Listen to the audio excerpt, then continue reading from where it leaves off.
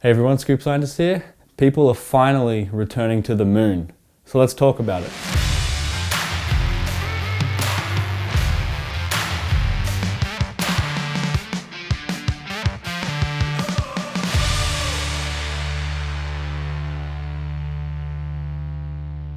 So now people aren't yet returning to the moon. That's a clarification I should make. Behind me on my computer, I've got the NASA live stream set up for when that's going to happen, but it's for Artemis 1. That's a name that's been given to this, this program, similar to Apollo, and they went up in numbers. So Artemis 1 is the first launch.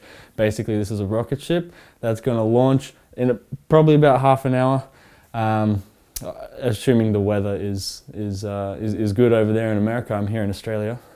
But this rocket's going to launch and go around the moon further than the Apollo missions went, and these are going to be manned spacecraft, so it's going to go further than any humans gone, and then back again.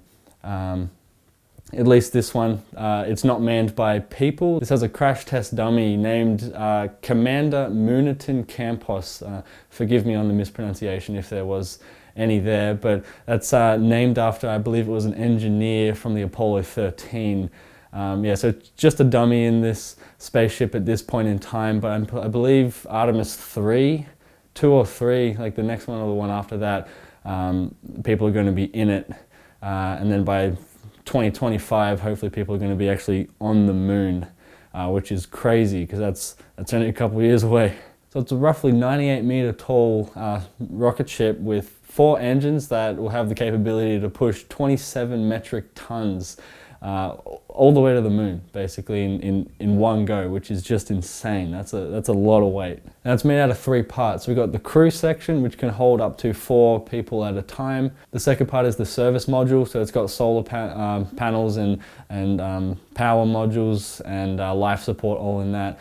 And then the third one is the launch abort system. Now this is pretty self-explanatory. It's designed to jettison if something immediately goes wrong after launch. Now what's crazy is Artemis 1 is going to come within 106 kilometers of the lunar surface, and it's going to use the gravity, moon's gravity, to slingshot out into the deep space orbit, which is going to leave it at about 64,000 kilometers away from the far side of the moon.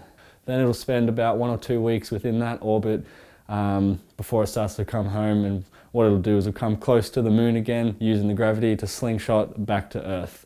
Now this could be pretty risky. They've got to really get this right, otherwise it could, you know, go past the Earth and back into deep space, which they don't want to have to happen. Yeah, so this is just Artemis 1. This is the first out of many of them to get people back to the moon, and then eventually to Mars. That is the future plan, I believe.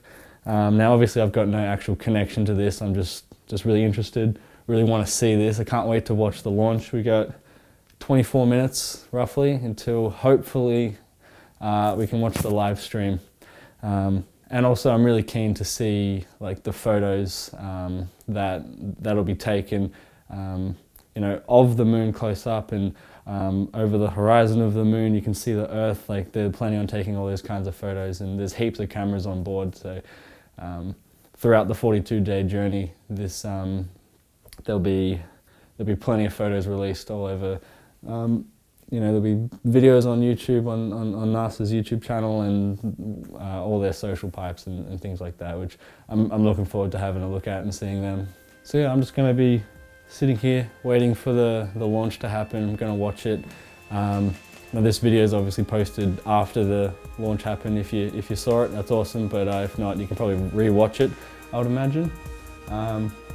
If this fails though, I think the backup date is the 2nd of September, and if that fails as well, the 5th of September. I think those are 2 backup dates. But yeah, for now, if you did enjoy this video, then please give it a big thumbs up, and don't forget to subscribe to see future videos like this one.